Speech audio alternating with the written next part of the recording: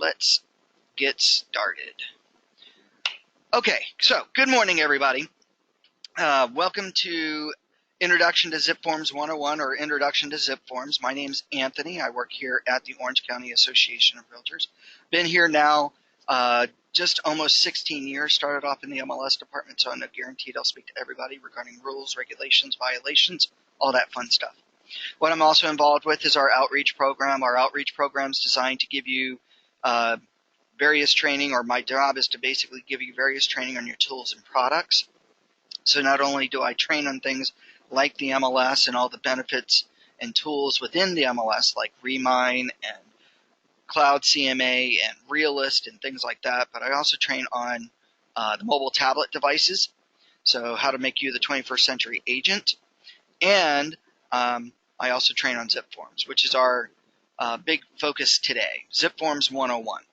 So I had asked earlier to a group of people if we have any brand new members here going over ZipForms. And oh, I have a question here. Jason, when is the tablet class? Well, I just had the tablet class here at the association last week. I should have another one. I think it's called Beyond the Basics in September, and then I should have a Basics ZipForms or Basics Tablets class again in October. You want to go to car.org's, or I'm sorry, ocar.org's website to look at our calendar of events. But I'm going to give you guys where to access my recorded webinars by the end of class, okay? So that way you can see Office on the Go, Basics, MLS Access, ZipForms Mobile Access, things like that for your tablet, okay? Okay, so brand new members, if you have created a username or password to log into car.org's website, great. If you haven't, let me just go over that here real quickly. It all starts here at car.org's website. So if we go to www.car.org, this is the California Regional or California Association of Realtors website. Sorry about that. Basically, this is your state website to access all your state-provided benefits. ZipForms is a state-provided benefit to you, the member. So very easy. If you are a brand new member here attending today, you need to create a username and password for ZipForms or for CAR. Very simply, how we do that, we come over to the top right corner here to where it says Sign In, and we're going to click.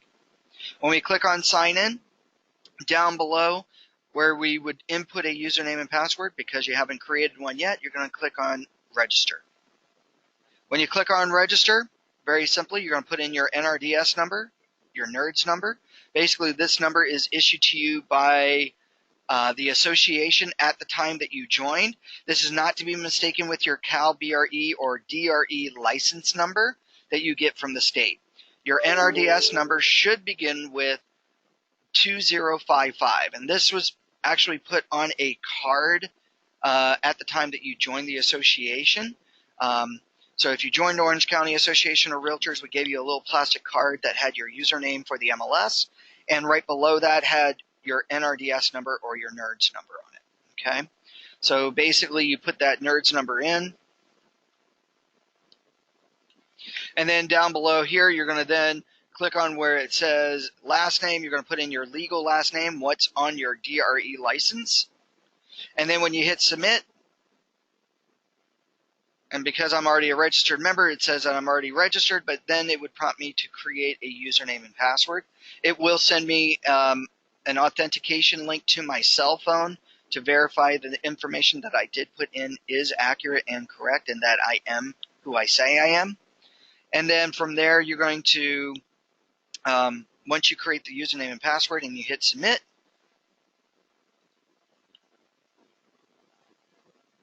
then you can come back to car.org's website, and to access ZipForms, you're going to come to this big round circle right here and click on Access Now. Once you click on Access Now, now you will be prompted to input your username and password that you created here at the car.org website. And then when you hit sign in, if you're a brand new user to ZipForms, the very first thing that's going to ask you for is to fill out your profile. Now, most of your profile information will be filled in with your name, your company, your DRE license number. The only two things that you need to input there is a cell phone number and your email address. Once you input your cell phone number and your email address and you hit continue or submit, then it will ask you what product would you like to access here at CAR.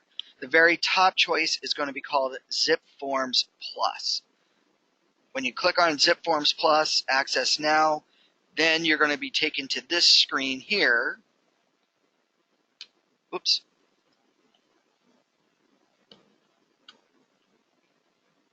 This screen here from now on. Now, this is your interim screen to remind you of your third-party member benefits offered to you by ZipForms. What you want to do is come down below to where it says Continue and click. When you hit Continue,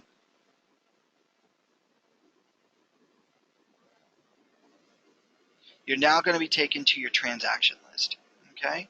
This is where we're going to create all of our transactions, access any pre-existing transactions that we create within ZipForms itself. Okay? Are there any questions so far?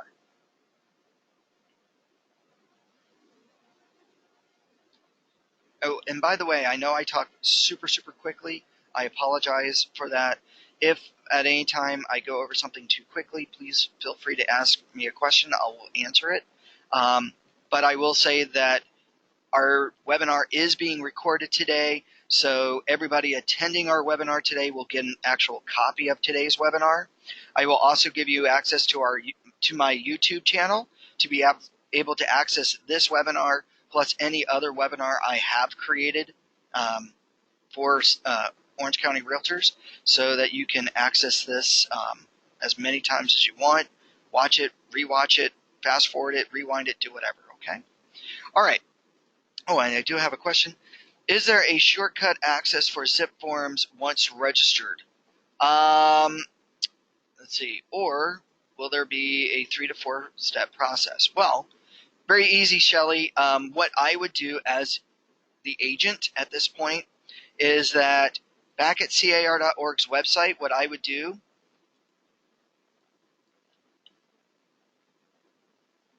oops, wrong website.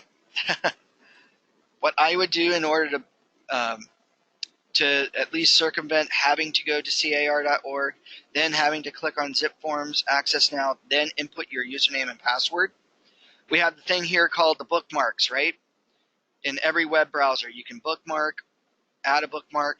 What I would do is when you click on Access Now at this point, and let's see here, let's sign out just so I can show you what I'm talking about. When I click on Access Now, what I would do personally is I would come over to the top, click on the star icon, and add this to your bookmarks bar. That way, anytime you need to access ZipForms, you can click on that link, which will always take you back here, and all you need to do is input your logins for ZipForms. That way, all you would have to do is click on Continue to go into your ZipForms account. So that's what I would do personally. That way it cuts out a lot of steps of going to the website, then going to Access Now, then typing in your username and password. Just simply add it to your bookmarks bar. Okay. I will add to bookmark bar. Thanks. Oh, you're welcome, Shelly. All right. So we've continued on to ZipForms. We're here at your transaction list. Here at your transaction list, this is where we begin to add and modify transactions that we create for our buyers, our sellers, our lessees, and our leaseors. Okay. Now, I'm just going to go over super quickly some of your menu choices to be able to help you modify and create transactions super easily. What we are also going to go over today in our hour class is how to actually create templates, so that way we don't have to necessarily grab the same forms over and over again. Which is one of the cool powers of what a template can do for you. And I'll get you set up, hopefully, knock on wood, how to get started with digitally signing documents to send it out to a client, okay? So we have a lot of information to go over in a short time to do it in. Usually in an actual classroom setting, this is about a 2-hour class, so we're actually condensing 2 hours into just a simplified 1 hour. Okay? So, with that said, how do I create a transaction in ZipForms? Well, we have several ways of creating a transaction in ZipForms. There are 3 easy ways of creating a transaction in ZipForms. I'm going to go over all 3. The first and easiest method, over here to the top left, we have View Forms. When I click on the View Forms button, I am immediately taken to the Forms area whereby I can immediately begin to access 329 plus CAR forms for buying, selling, and leasing properties in the state of California. Very simply, click on a form that you need to modify. Once the form is added, click on it and modify it. Now when I come up to the top and I click Save, I'm now going to be asked to make a transaction. What type of transaction am I making? Am I making a new lease or a new listing for sale? A new purchase for sale for a buyer? Am I making a new lease for a tenant? Or if I'm making a new lease listing for a landlord? Very simply, select the type that we make. Now we name the transaction, whatever we need it to be. We choose the property type, and now when I hit save, I've officially made the transaction. Now, the second method of creating a transaction in ZipForms, more traditionally, is the New button. Here, when I click on the New button, instead of taking me to the Forms area first, I am now asked, what type of transaction am I making? Again, am I creating a new listing for sale? Am I making a new offer for sale for a buyer? Am I creating a new lease for a tenant? Or am I doing a new lease listing for a landlord? Maybe I create a new purchase. From here, we're going to name it, again, the transactional name. Now, just real quickly, the transactional name can be whatever you want or need to help you remember what client you're working with for what property that you're dealing with. Some agents out there, for a seller, will name it the client's name. Other people will say, for buyers, we'll name it the property address. Oops.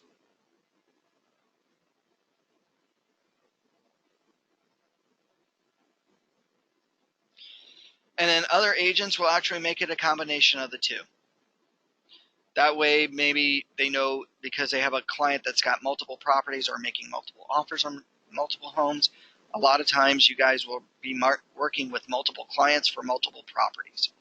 However you need to help remember or differentiate this property for your client. Now, down below here, we can now go to property type. Select the property type, residential, industrial, multi-unit, what have you. Down below here, we can now hit save. When we hit save, we're now immediately taken to the summary of the transaction.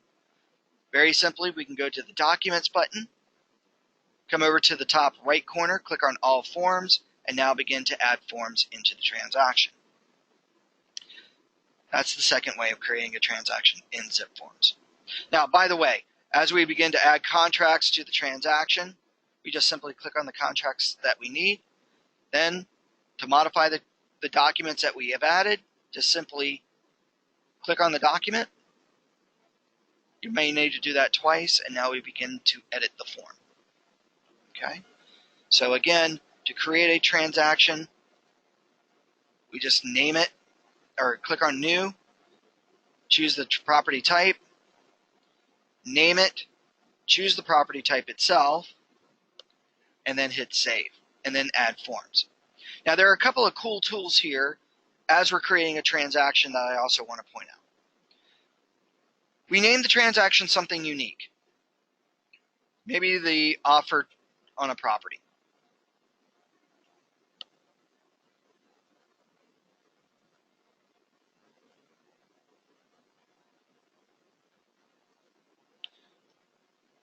Now, I represent the buyer on this listing or on this offer, okay?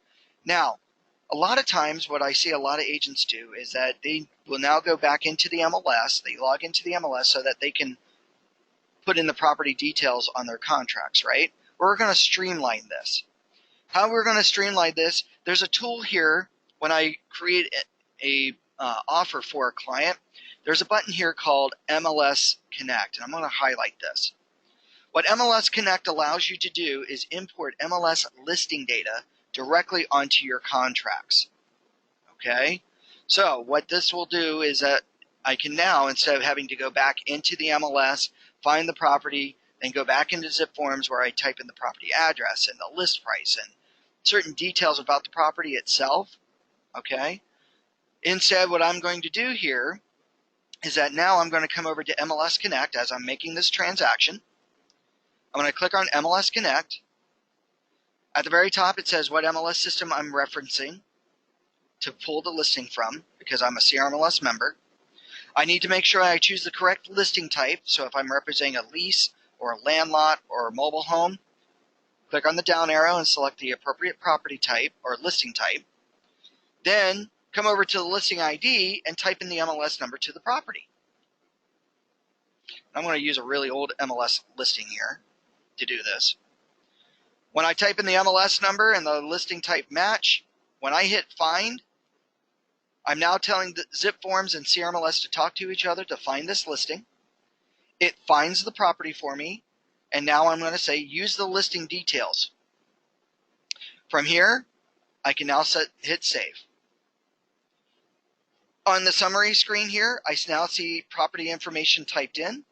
So now when I go to adding contracts to my transaction, like the cover sheet, and I go to modify this contract, I'm going to see on here property information already pre-filled in because MLS Connect fills in that data. As a matter of fact, I may even get extra information that I did not or would not have typed prior, like APN number, list date, list price, HOA fees, what the list price includes or excludes if it's been typed in on the listing, and a bunch of other stuff, including the listing agent information, like their company, their name, their DRE license number, and even most importantly, their email address. So what I really like about MLS Connect is when you're representing a buyer, this is a great way of being able to import MLS data onto your contracts without you having to log into the MLS to make sure that you're filling in the property information correctly. A lot of times when you're representing the buyer, you've got the printouts right there next to you, either on your iPad or on your desk from the printed reports, and now you can just import that information. Okay? Are there any questions on MLS Connect? Oh, and the next button that I want to show you underneath MLS Connect, here when we're making the transaction, add image. The add image button allows us to upload a photo to this transaction to make our transaction stand out visually. And let me just show you what I mean. So a lot of times you as an agent are going to be working on multiple properties for multiple clients a lot of times. And it's really easy to accidentally go into the wrong transaction, especially when you're up late at night doing work. What the add image button allows you to do is upload a photo to this transaction so that maybe that photo will key off to you who this transaction's for and what property this is for. So this means that you can upload any photo you want. It could be of the property, it could be of the clients, it could be of the dog, the cat, the flower bed, whatever. My only disclaimer is make sure it's an appropriate photo. Reason why I say this is that anytime you send out something from a transaction, like a digital signature request or an email of documents to anyone else within the transaction, this photo goes out with that email or goes out with that digital signing request. So make sure it's an appropriate photo, okay? So just to give you a heads up. All right, the third way to make a transaction in ZipForms is found under the TXN tools. The TXN tools stand for Transaction Tools. One of your choices in here is called Forms Advisor. Now, I love Forms Advisor. What Forms Advisor allows you to do is answer a set of legal questions, most of which are yes or no answers, and based on your answers, we'll compile a list of forms required for that transaction. Now, this is a great tool if you're a brand new member just starting out. This is also still a great tool if you're a seasoned agent in the business and maybe you've come across this weird scenario and you just don't know what to do with the transaction. Forms Advisor is going to help out a lot. So maybe the scenario is I've been a member, or I've been a realtor for about 15, 16 years. I've bought and sold homes. That's all I really do in my business, is buying and selling of properties. But in reaching out to my past clients, my sphere of influence, one of my past clients contacts me and says, hey, Tony, you know what? I want to list my home, but I want to list it for passive income. I want to rent it out, and I don't want to sell it. Now, I personally have never dealt with a lease before, so I don't know what contracts are involved in a lease. And my broker, my office manager, just happened to be out of town this week, maybe because of vacation or they're starting up a new office or what have you. Now, in helping my client give them the best customer service, I'm not going to refer them to someone else who's a rental expert, right? Because, again, I've spent a lot of money to retain this client.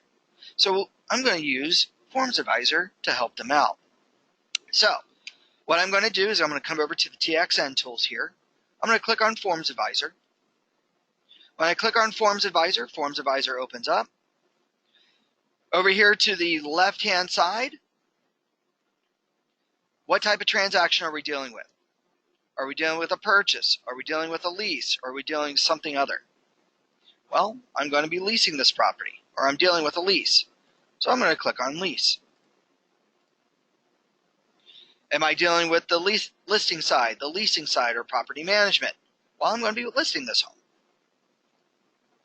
Now what I'm going to do is I'm going to go through all these tabs and answer all the necessary questions. Now, some of these questions, very simply, might have a multiple choice.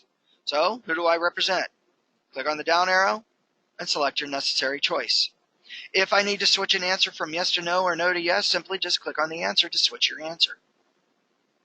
Once I am done with the first tab, I hit accept, and I just move right on through the list.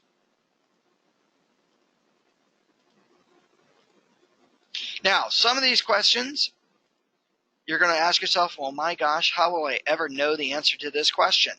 Well, remember, these are lawyers asking you these questions because this was developed by the CAR legal department. So, if you've ever watched any lawyer show, lawyers ask some of the most off-the-wall questions sometimes, right? Well, answer it as best you can, because the more accurate you are with your answers, the more accurate the system will be in compiling the list of forms required. Okay? So here we're just going to change a few answers. At this point, now when I hit accept, I get to the summary. The summary tab allows me to review all the questions, all my answers. If I agree with everything, I'm going to hit I accept. Now the nice thing about this is that I can name this session. What's nice about this session is that at any given time, if I ever come across this exact same scenario ever again, instead of re-answering all these questions again, over at the top right corner, or I'm sorry, top left corner under the file list, I will then be able to reference this session.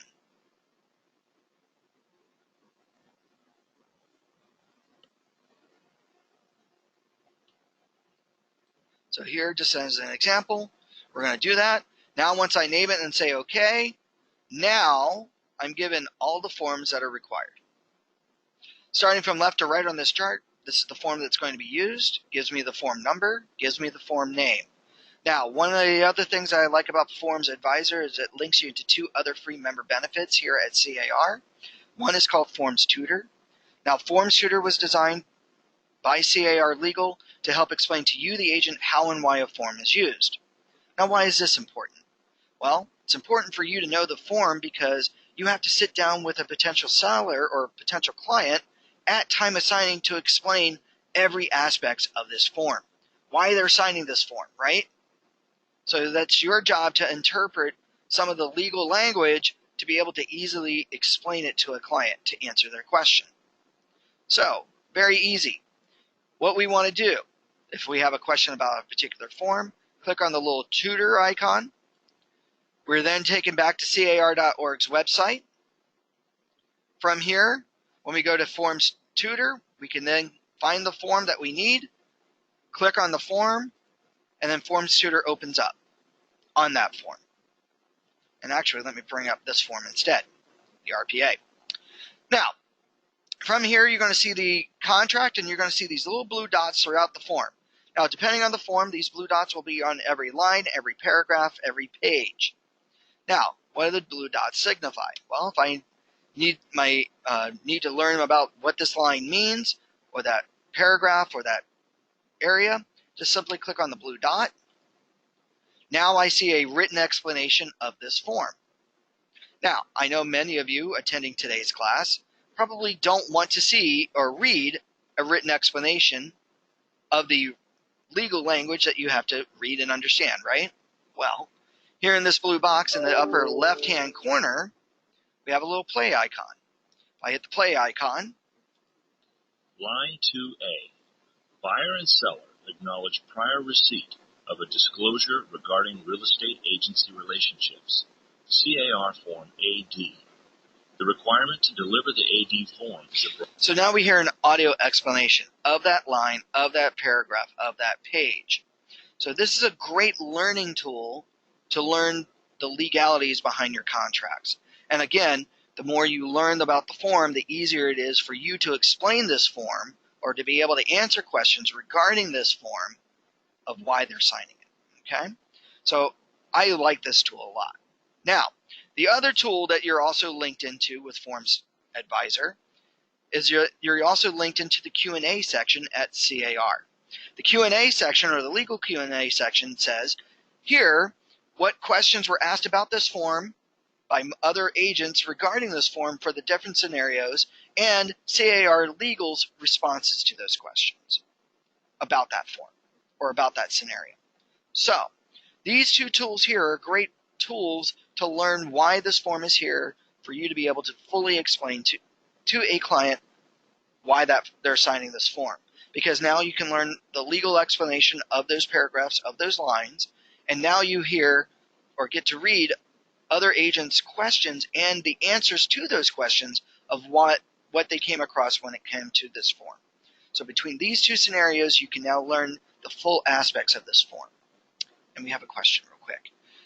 Do you have to create a form to review in Tutor?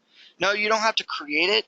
I do believe that Forms Tutor only has, right now, 36 of the most commonly used forms in Forms Tutor, like the RLA, the RPA, the AD, the PRBS as examples. That's why you don't see it on every form just yet. But CAR Legal and ZipForms are working to expand that library. So you don't have to create anything. You just simply select the form. I hope that helped. All right. Oh, and by the way, the last column here is you can preview what the form looks like. You're welcome, Julie. So here on the last column, you can click on the preview to preview what this form looks like. Now, if you're agreeing to use all these forms and you learn about these forms, now we can come down below here to the bottom right-hand corner, click on Create a New Transaction. Now we can name it. And now when we say OK, Forms Advisor will now take all these forms and add them to my transaction list. So now when I say OK, I can now close out of Forms Advisor. Now what I'm going to do here back at my transaction level, or my transaction list, click on the Transactions tab one more time. There's the Xavier lease for home. Now when I go into this transaction and I view the documents, now the forms are here. Here, again, are all the forms that Forms Advisor told me I needed for this transaction based on the answers to those questions. And now I can go in and through and quickly fill out everything that I need. Technically, you could get this, or you could create the transaction in less than 5 minutes with all the forms. So I really like Forms Advisor for this. Are there any questions on how we create transactions using Forms Advisor or any of the other buttons so far? None? Okay. All right, so let's go into a transaction. Very simply, we click on the transaction that we want to modify after we create it. Here at the summary level, are defaulted into the summary.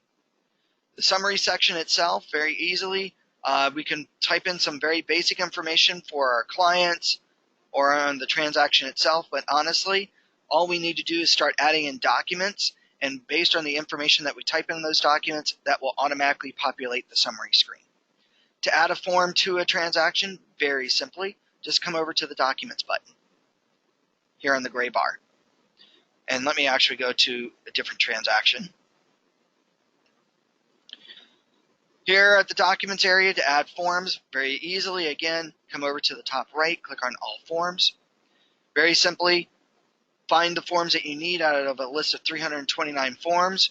Click on the form that you need. Now, one form that I definitely recommend to every agent that they use in every transaction is the cover sheet. The cover sheet itself has all the common areas of all the forms. Most importantly, you've got page 1 of your client's information. The only thing that you need here on your client information, whether it's a buyer or a seller, a leasee, or a landlord, is just the first name, last name, and their email address. That's all you need to fill in here. Page 2 of the cover sheet has the transaction information, so basically the property information. If you're representing the seller, you're going to fill out the top portion like the address, the list date, the expiration date, the APN number, the list price, HOA fees. Down below, the second half of page 2 has the purchase information for you representing a buyer, so like the purchase price, your purchase agreement date, the closing date that you're trying to shoot for, what have you. Page 3 has the listing and selling office information, so depending on who you're representing, you're going to fill this information in, and so on and so forth. So again, the cover sheet has all the common areas of all the forms. And we have another question. Does the cover sheet have an MLS Connect option? Yes, it does. If you look at the top right corner or left corner, there is the MLS Connect button here. So if you didn't do it at the creating of the transaction, you can, while in modifying a form, go to MLS Connect and import the MLS data that way as well. I hope that helped. Now, to add forms, instead of me having to go up and down this list trying to hunt and find maybe a few forms for my transaction, instead what I'm going to do here underneath the Forms Library choice here, I have a box here that says search for form by name or description. So this is a search button. What I'm going to do is I'm going to click in this box, and now I can say type in the form number like RPA. The moment I type in RPA, the forms list now sorts to give me every form that has either RPA as either the number or part of the title of the form. Again, depending on what I need, simply once I find the form, click on it to add it. Now, if I don't know the number of the form, but I know part of the name, like disclosure, now the forms list sorts to give me every form that has the word disclosure as part of the title. And again, simply click and add it to your transaction. So this is a quick and easy way of being able to find forms that you need to add them into your list or into your transaction. Now, I'm going to go over something a little bit more advanced here. Now, we're defaulted into the California Association of Realtors library. This is your default library to access all 329 plus CAR forms for buying, selling, and leasing properties in the state of California. Now, you'll notice that next to this library there is a down arrow. You being a Realtor member, you actually have access to various other libraries absolutely free. Two libraries that I think you will use the most, or a lot, is the CAR Sample Letter Library. The Sample Letter Library are legal letters that the CAR attorneys have drafted up for you for various letters that you might need for various situations, like an abandonment of personal property at a resident, confirmation of a conversation that you have between you and your client letter, a letter to the tenant for failure to comply with the leasing terms and they need to be evicted. Well, now instead of you having to pay an attorney to draft a letter for you, where that costs maybe a couple of $100 out of your pocket, instead now there may be a letter already drafted for you that was created by the CAR attorneys. And that, by the way, they're real estate attorneys. So when we access a letter like this and we go to modify this letter, page 1 of the letter basically explains to you how and why this letter is used, but page 2 of the letter All you got to do is fill in the blanks. All the other necessary legal language is right here for you. So you didn't have to pay an attorney to draft a letter. So that's one library I think you will enjoy. Maybe not enjoy, but would like to use.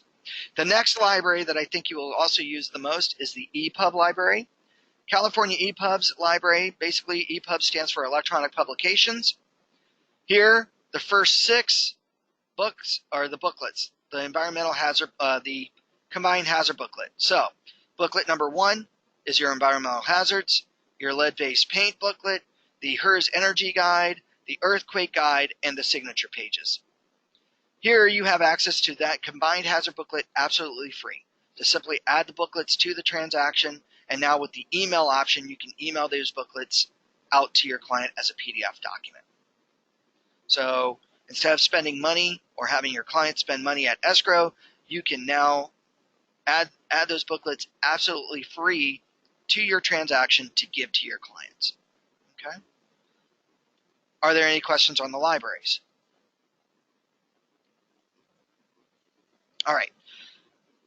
Just real quickly here, before we jump into the form to go over a few extra things here, a few extra choices. Here at the transaction level, looking at our forms, we have several menu choices. Over at the top left corner, we have e-sign. This is where we're going to begin to digitally sign documents. We'll go over that in a few minutes here. MLS Connect, we can actually import MLS listing data. So if we didn't do it at the creating of the transaction, we can now do it before we even modify forms. Add docs, the add doc button, I love this button here. What this allows you to do is import documents into your transaction. So if you work at a company that has a company disclosure, you can upload those documents, or even better yet, you have a client that needs to give you several documents like proof of funds, earnest money deposit check, bank statement, letter from the lender, a letter from their parents saying that they're a great buyer, things like that. Well, instead of just having those on your computer where you have to now go back to your computer, go and create a separate email, what you can do is upload those documents as part of the transaction. Or if you're not representing a buyer, you're the seller or you're the listing agent. You can upload the buying agent's offers as part of your transaction. So how do you do this? Very simply. Be in the transaction. Click on the Add Doc button. From here, we can browse our computer for the documents. So here, what we're going to do is we're going to find those documents on our computer. Maybe my company disclosure. Now I can say OK, and now a copy from my computer has been uploaded as part of the transaction. By the way, you can upload PDF files, Word documents, Excel spreadsheets, PowerPoint documents, and even picture or JPEG files. You can now make ZipForms a document storage area. If you upload a document this way, ZipForms will keep the transaction in your transaction list for up to 7 years. Okay. Now, if we're uploading documents this way, we also need to keep them organized. This is where Add the Folder comes in. We just simply click on Add a Folder. Now we can name the folder wherever we want. Now when I say OK, now I can simply get this document into this folder by simply clicking and holding down with my mouse, dragging the document over top of the folder and let go. Now I've moved that document into the folder, so I can go into the folder and access the document. By the way, if I upload a PDF file this way into the transaction, I can also digitally sign that document as well. I just have to indicate on the PDF file where my signers need to sign an initial. And we'll go over that here in a few minutes. Okay. Let's see here. Or, by the way, we can create the folder first. So listing agents. Maybe you have offer 1. Now we go into the folder and then we add the documents.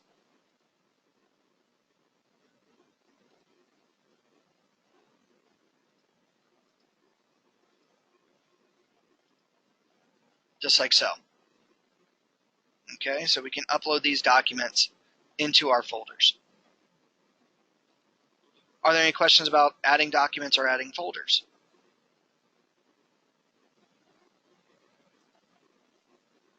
None? Good. All right, let's go into a form. So we need to modify a form now. So very easy to modify a form. Very simply click on the form. When you go into the form, here we go. We can begin to edit the form by just simply clicking on the fields and modifying our terms. Now, just to go over a few of these menu choices super quickly. The form takes up a good portion size of the screen very easily. Okay, but you guys spend hours in front of your computers, multiple days a week, right? Well, maybe after a while this just looks a little blurry. Well, one of our menu choices over here near the top left is called full screen. When I click on full screen, I now have told the system to make the form the full size of my entire screen. So it's now easier for me to read and review and modify. Okay, so here, full screen. Again, you have access to e-sign this form or other forms within the transaction. MLS Connect. Again, importing MLS data. One button I like a lot is called Fast Fill. What this does is it takes out all the pre-written legal text of the form and leaves in only the blank lines of the document. So, if I just need to fill in this form super quickly, instead of having to read through everything to see where I'm needing to place stuff, just simply go to where it says Fast Fill, click. Now it takes out all this pre-written legal jargon and leaves in only the blank lines for me to fill in. Just that simple. So again, here we have the form with all the legal text. Come over to where it says Fast Fill. Click once. Now the Fast Fill becomes the viewer, but now it takes out all the pre-written legal text for me to fill in. So now I can fill in my form very quickly and easily. Okay. The next button I think you will like a lot in this section here is called NA Fill. Now what NA Fill does is it fills in the term not applicable, or NA, in any area that doesn't have in typed text. So most of us, or most of you, fill in maybe about 5 or 10% of the form.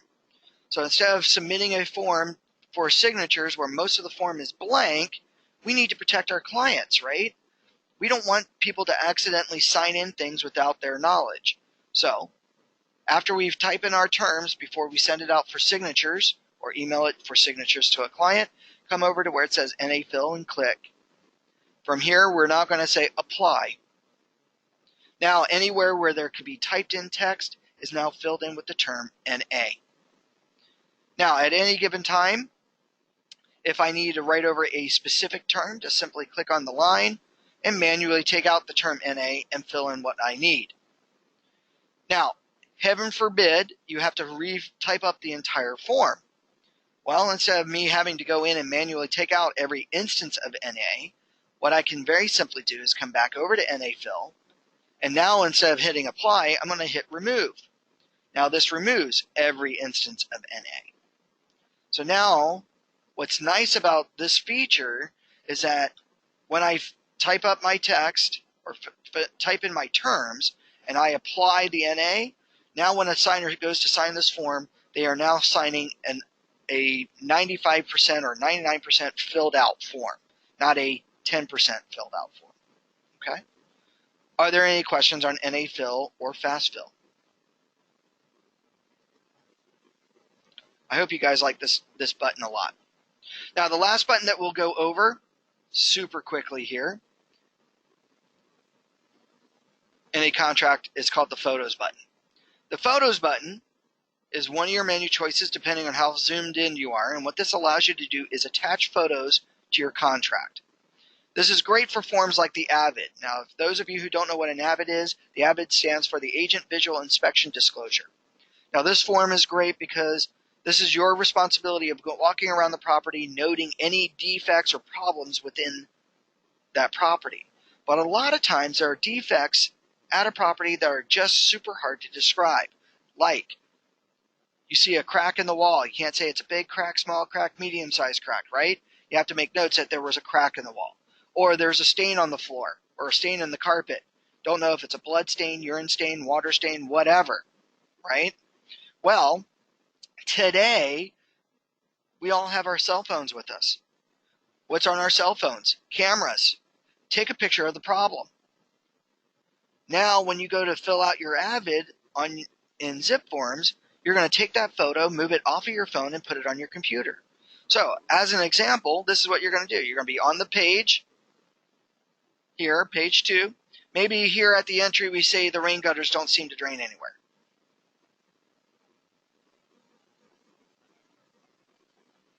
Now I know most of us would think that I was a crazy person for writing that, right?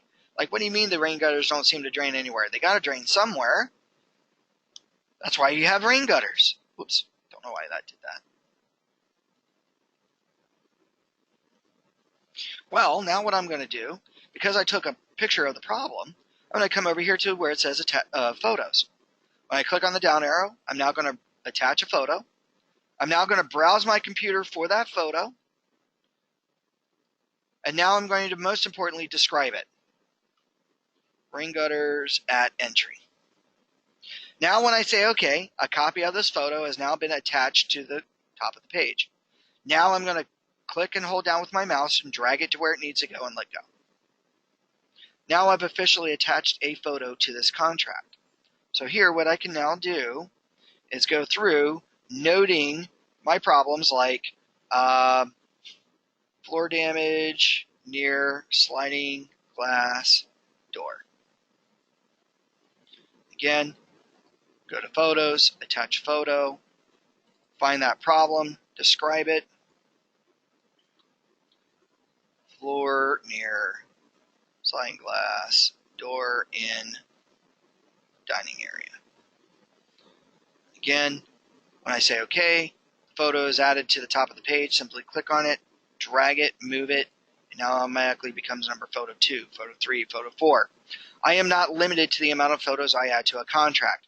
What happens now is that when I send this out for digital signing or I email it as a PDF file, these photos will now be added as extra pages after the last page of the agreement. So if we preview this form super quickly here, this is what the client will see. They see page 1. Looks no different. Why? Because we didn't add photos here. But we come down below to page 2. We see that there are photo references here.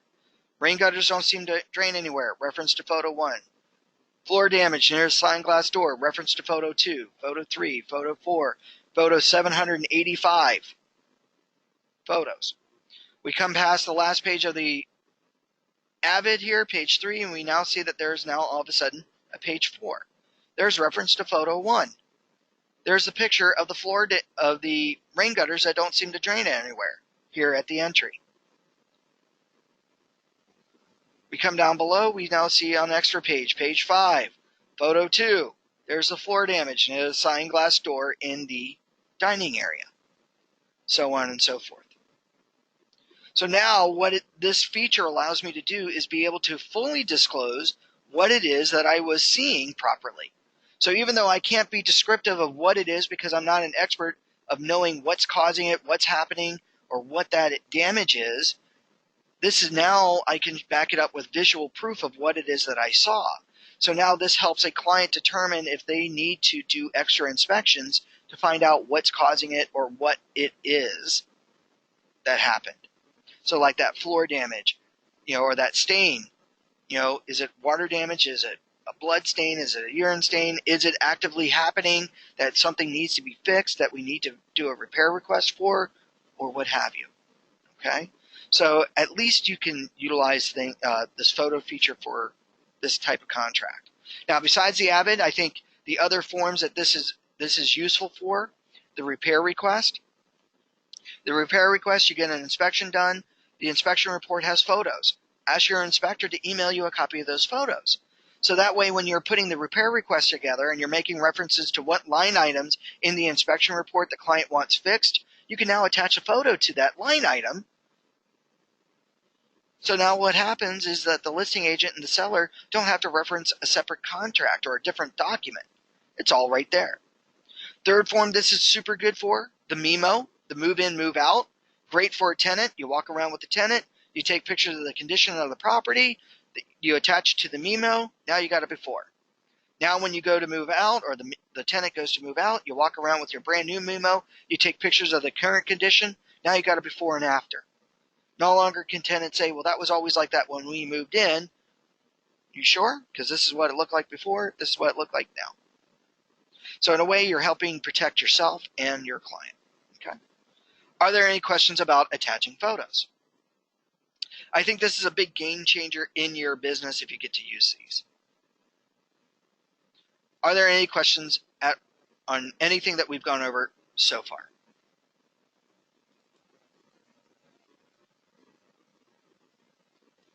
None? You guys are making it easy on me today. Okay. Last two items that we'll go over today, and then we are done. Templates. Love templates. What a template allows you to do is compile a set of forms that you use on multiple transactions. And what's really nice about a template is that you can type in some very basic generic information that you don't have to worry about retyping over and over again. Things like your name, your license number, your company, maybe even some generic terms that you always try to negotiate for that type of client. Typically, a template can save you anywhere from 15 or 20 minutes per transaction. Now, this is going to be a really great tool for you. So very simply, to create a template, what we're going to do is we're going to go over to the Templates tab here at the top. When we click on the Templates tab, this will give me a list of all my created templates that I have created. Now, if you're brand new or you've never created templates before, this will all be blank. To create a template, very simply, we're going to come over to where it says New. Like creating a transaction, what type of template are we making? Are we creating a new listing template for a seller? Are we creating a new offer template for a buyer? Are we creating a new lease template for a tenant? Or are we creating a new lease listing for a landlord?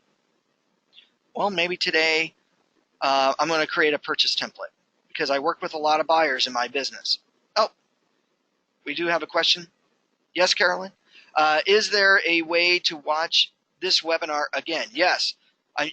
After today's class, you're going to be getting a copy of the webinar by tomorrow. So in the email follow-up, you will be getting a copy of this webinar, but I will give you access to my YouTube channel to watch this webinar again and again and again. Okay? That's okay. You can be on the phone. That's great. I totally understand you're a busy real estate agent, so that's why I like to record our webinars. Okay, so to get back here, to create a template, we click on New.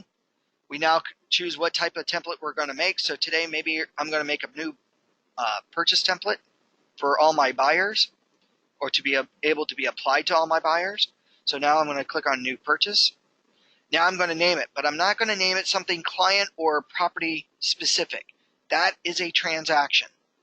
A template is something generic for every type of client, right? So here, because I'm creating a purchase template, I'm going to name my template maybe purchase or standard sale purchase or buyer, right? If I'm creating a listing template, maybe I call it listing, seller, standard sale, whatever, okay? So on and so forth. So here today, maybe I'm going to call it purchase, temp, and then whatever else. Now I'm going to check the template type for residential. Down below, I'm going to leave it at do not automatically apply. The reason why I do not automatically apply this template is that I want to be in charge of what templates get applied to what transactions. Your other two options say apply this template to every purchase transaction. Well, what happens if this is I work on a transaction that's dealing with a probate? Well, do I want my standard sale purchase template to be applied to a probate purchase? Probably not. Different forms, different documents. The third option, do I want this template to be applied to every transaction? More than likely not, because what happens if I'm representing a seller on a home? Do I want a purchase contract added to my seller's transaction? Absolutely not. So leave it at do not automatically apply. Be in full charge of what templates get applied to what transactions in your business. Now at this point, I'm going to hit save.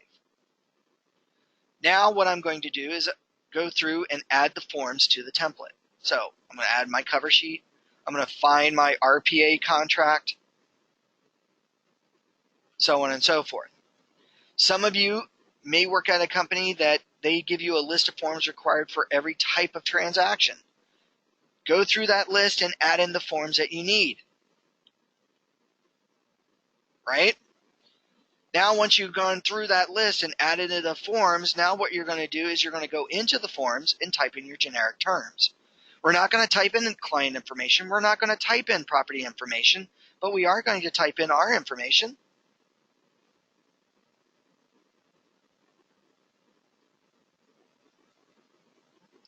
right? Our license numbers, our company information, our information, right? Who we are.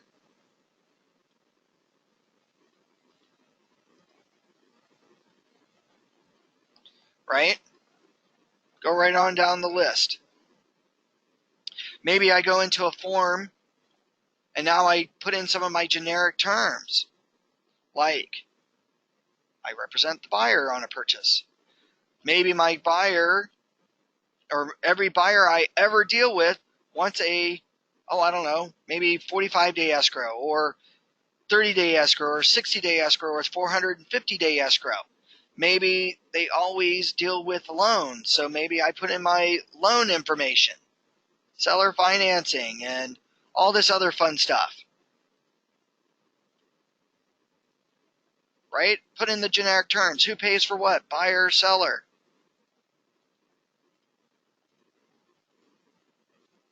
Put in those generic terms that you always try to negotiate for that type of client. Save your information. Now, once you've saved the information, now we're ready to apply this template to a transaction. So, now at this point, back at the transaction list, when I go to create a new transaction, and I name it, right, for this buyer,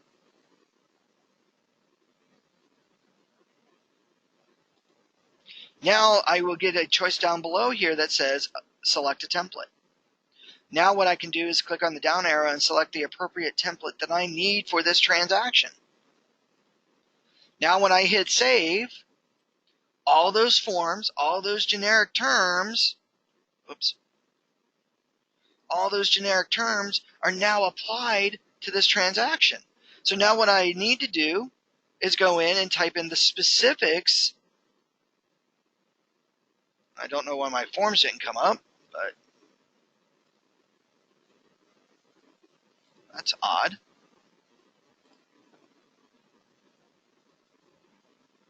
Let's try that again. Let's apply a template. Sure, let's put in my, there we go. Now all those forms, all those generic terms are now applied. So now what I'm going to do is I'll go through and type in the specifics, like client information, property information.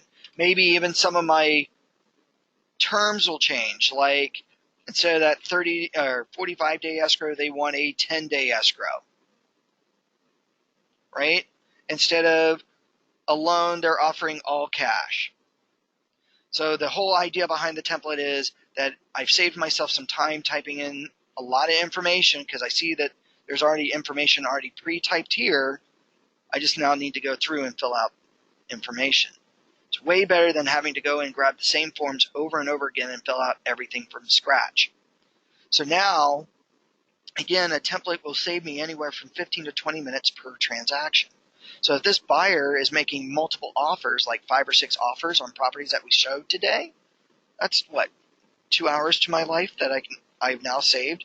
Now I can sleep, eat, shower, shave, or most importantly, work on other important marketing for my business. So the whole point of a template is to free up your time because, as we all know, your money is your time and your time is your money. Are there any questions on templates?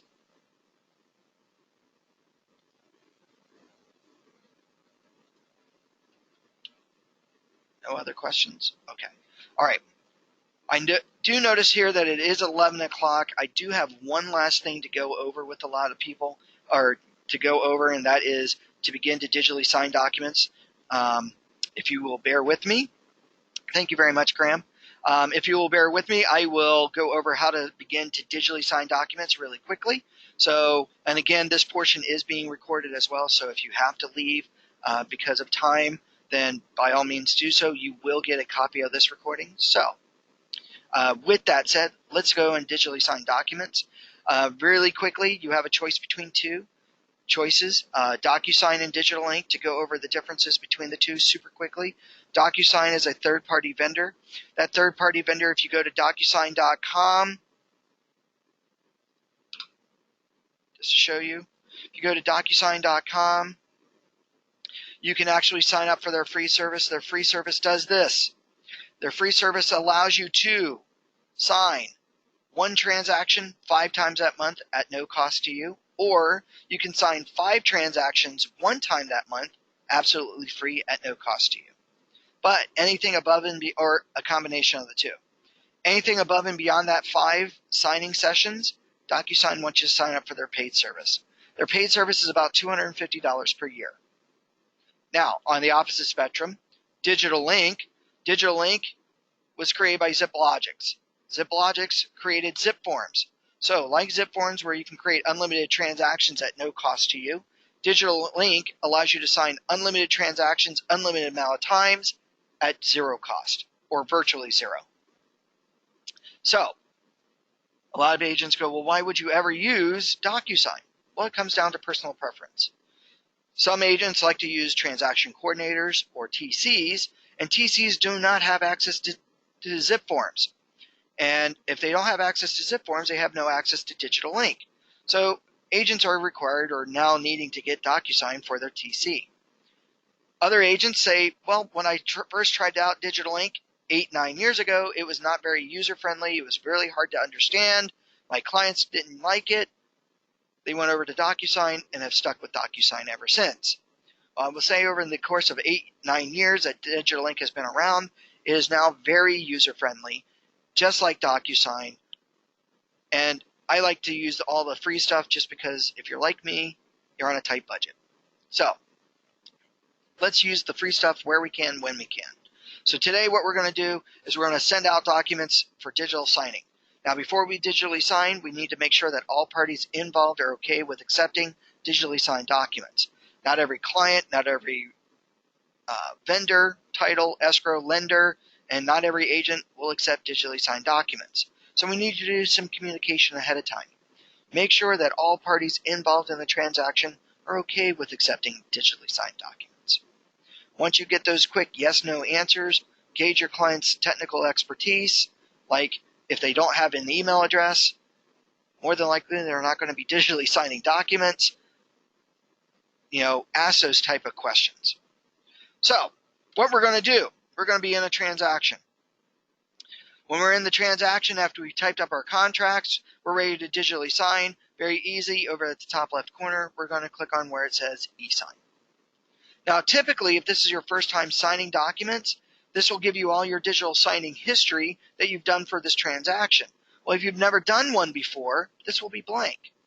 To create a session, very simply come over to the top left to where it says New and click.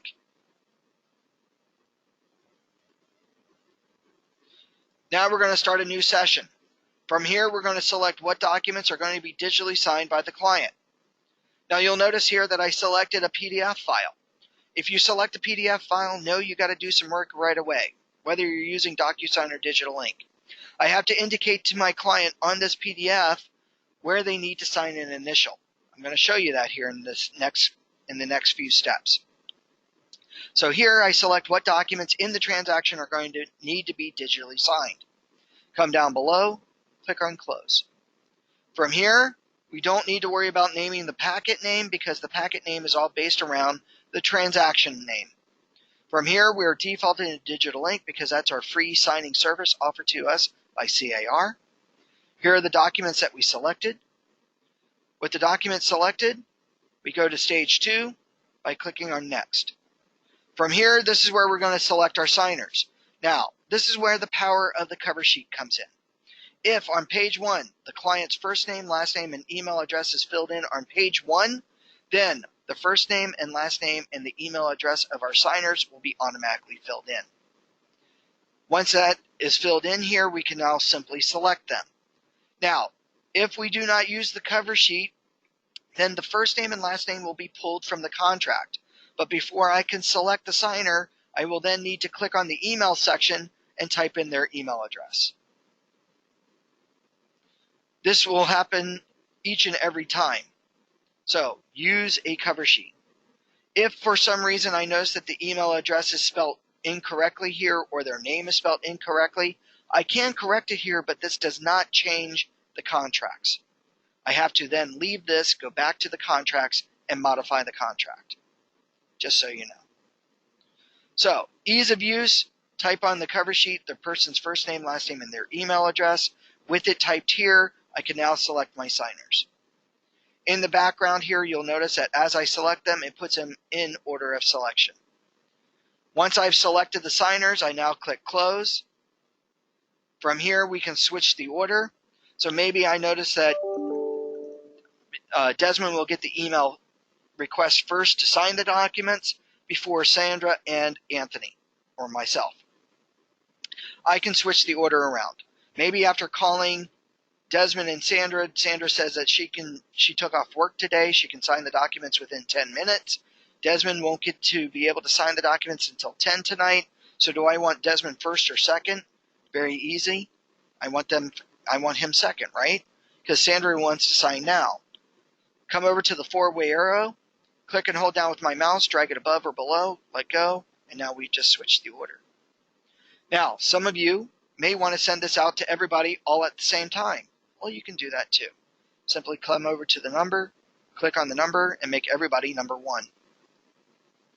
Now, everybody gets the email all at the same time. Now, I usually don't recommend this. A couple of reasons why.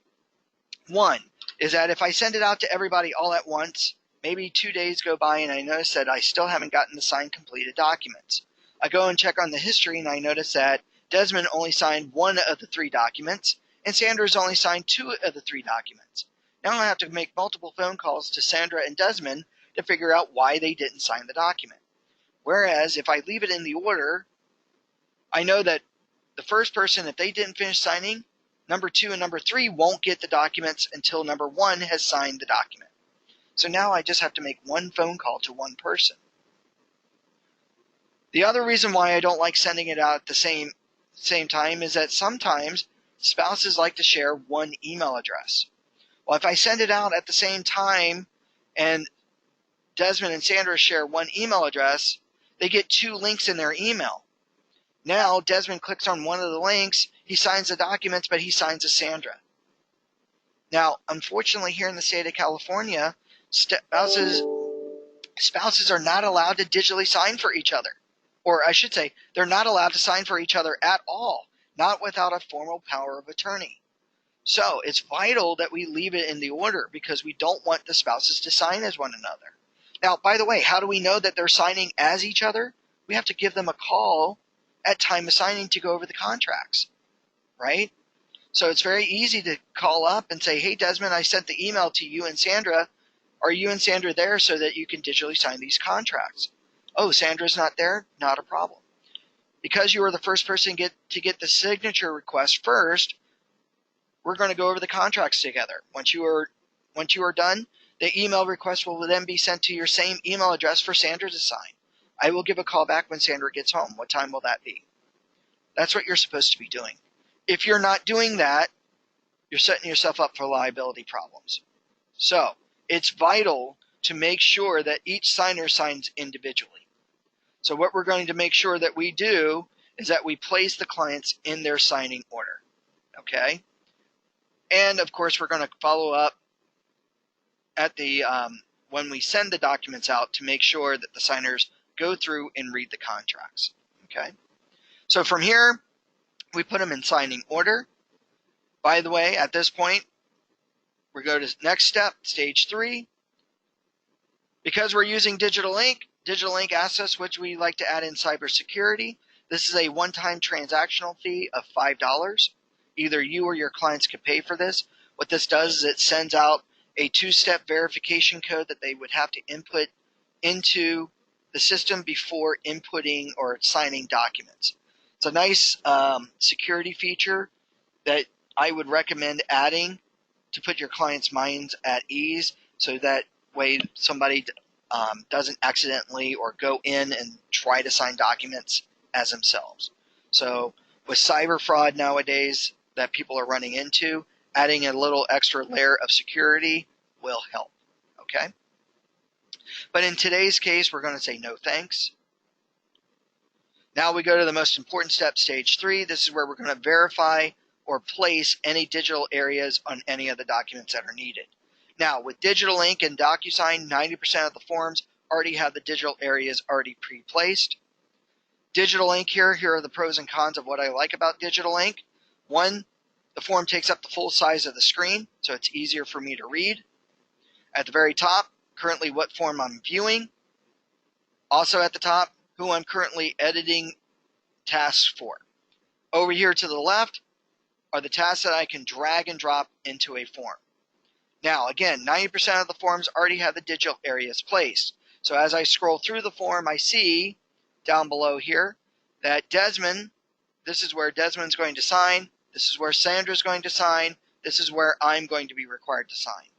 Now, even though I see a signature area already here, doesn't mean that they've already signed it.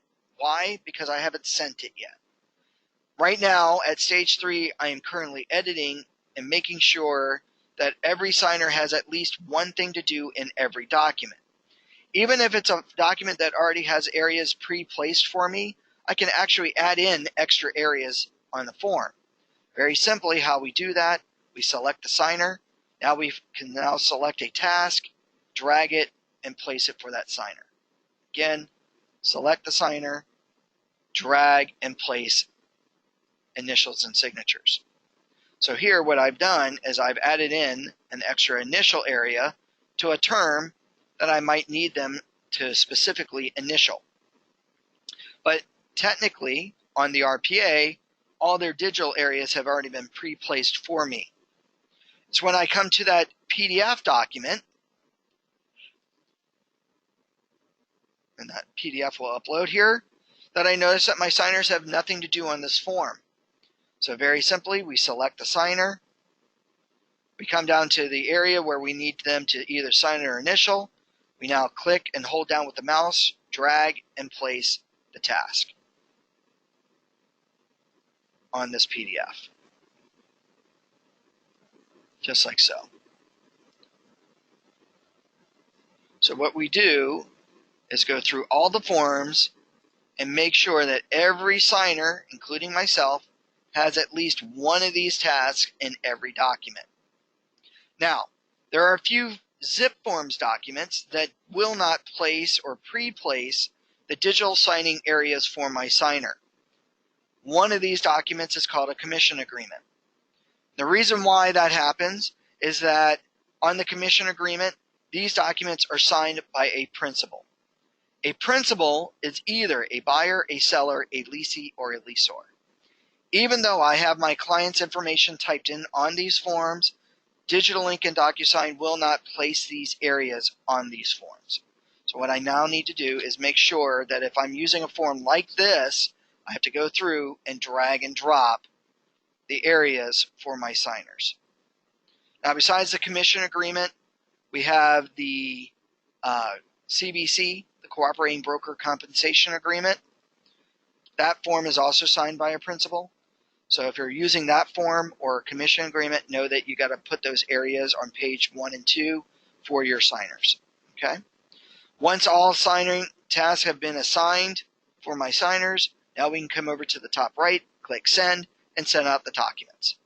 Within the first 30 seconds, the signer now gets the request to sign the document. Once they go through the web link and they click and sign everything, then it goes to the next and the next and the next. Now, once all signers are done signing their documents, you as the agent get 2 things sent to you.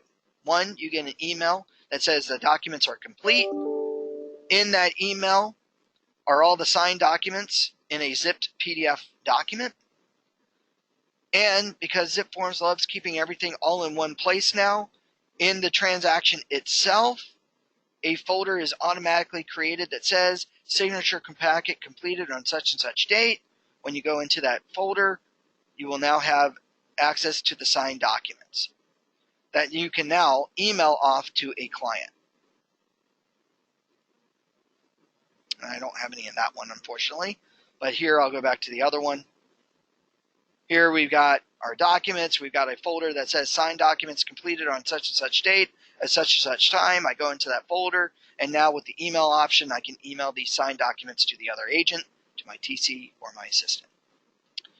When you drag the signature, does the date auto appear? Yes, Julie, it does. The date does appear next to the signature box when you drag over the signature choice. Yes. DocuSign, it doesn't do that with, but Digital Ink it does. Are there any questions on digital signing? To be clear, OCAR does not pay for our DocuSign. That is correct, Jason. OCAR does not pay for a DocuSign account for you. Digital Ink is automatic for being a CAR member, but DocuSign is a purchased item for you. I do believe that DocuSign does give Realtor members a discount for being an NAR member, not an OCAR member. Also, there are some companies out there, some of the big companies will pay for your DocuSign account or give you a discount as well for your DocuSign, but for a majority of you, it is a $250 per year charge.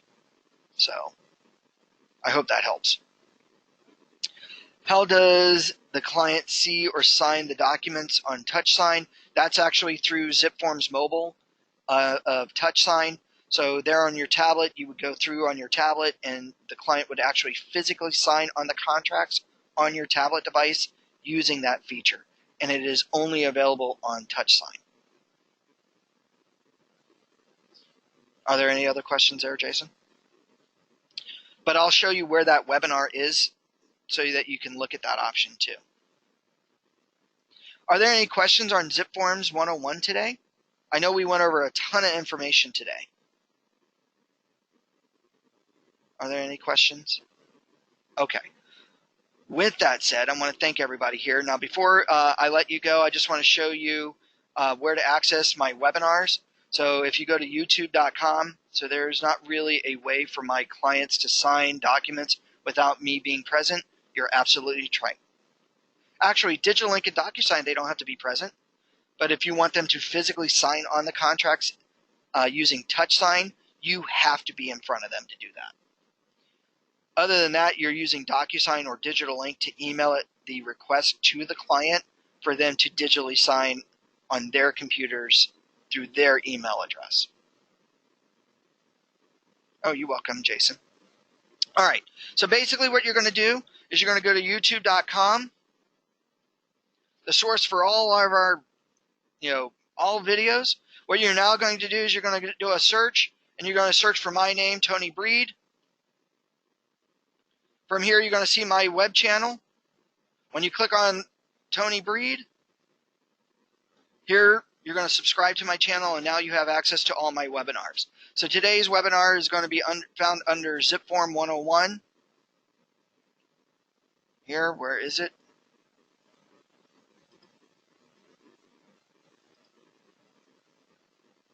Let's see here. Let's look at all my videos. There we go. When we go to all my videos, there's the OCAR Training ZipForms 101. That's today's webinar, kind of what we went over, the very basics. But we also have, I also have other webinars for you guys. One of which is how to digitally sign documents using DocuSign or Digital Ink. So that will start from beginning to end, what a signer experiences to what you send out. So using either DocuSign or Digital Ink, this is a great webinar for that. And Jason, to answer your question, here we go. We've got Office on the Go, Office Basics. This goes over ZipForms Mobile and TouchSign. So we've got 3 really great webinars for you guys. One for your tablet, one for digitally signing with a client, and of course ZipForms 101, where we kind of go over everything else. And then we've got everything else in between. Creating listing presentations on your tablet,